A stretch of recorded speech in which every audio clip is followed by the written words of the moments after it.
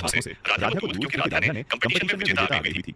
उसके बाद प्रथम बहुत ही ज्यादा खुश रहता है, लेकिन दूसरी ओर दादी बोलती है राधा को अब निर्जला व्रत रखकर अपने पापों का प्रायश्चित करने पर दूध पिलाते हुए कहता है, राधा तुम ये दूध पी लो, मैं अपने हाथों से तुम्हें दूध पिलाऊंगा ताकि तुम्हें ताकत मिले।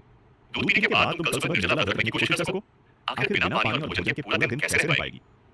प्रथम दादी से पूछता है, दादी क्या इसका कोई और उपाय नहीं है? दादी कठोर आवाज में जवाब देती है, नहीं प्रथम, इसके अलावा कोई रास्ता नहीं है। उसे राधा को दूध पिलाता है, तब दादी दरवाजे के पीछे खड़ी होकर राधा ने मुस्कुराते हुए दूध का गिलास खत्म किया तो प्रथम ने उसके माथे पर हाथ रखकर कहा, मुझे नहीं पता कल क्या होगा, लेकिन मैं तुम्हें अकेला नहीं छोड़ूंगा, तुम्हारे साथ हर कदम पर खड़ा रहूंगा। राधा ने भी नम आंखों से कहा, जब तक आपका साथ है मुझे किसी बात का डर नहीं है। दरवाजे के पीछे खड़ी दादी दोनों की बातें सुनकर मन ही मन जलने लगी।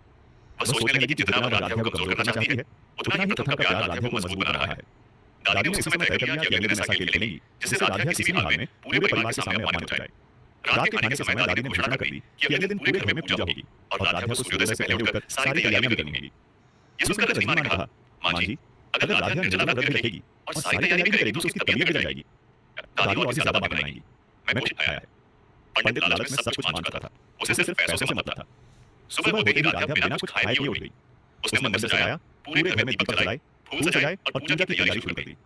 लगातार काम करते करते उसके चेहरे की चमक कम होने लगी, लेकिन उसने किसी से शिकायत नहीं की। प्रथम बार-बार उसके पास जाकर पूछता रहा, तुम ठीक हो ना? राधा हर बार मुस्कुराकर सिर्फ इतना कहती, मैं ठीक हूँ। दादी दूर से ये सब देखकर खुश हो रही थी। उन्हें लग रहा था कि थोड़ी देर में राधा बेहोश हो जाएगी और फिर पूरा परिवार उसे अशुभ मानने लगेगा। कुछ देर बाद पूजा शुरू हुई।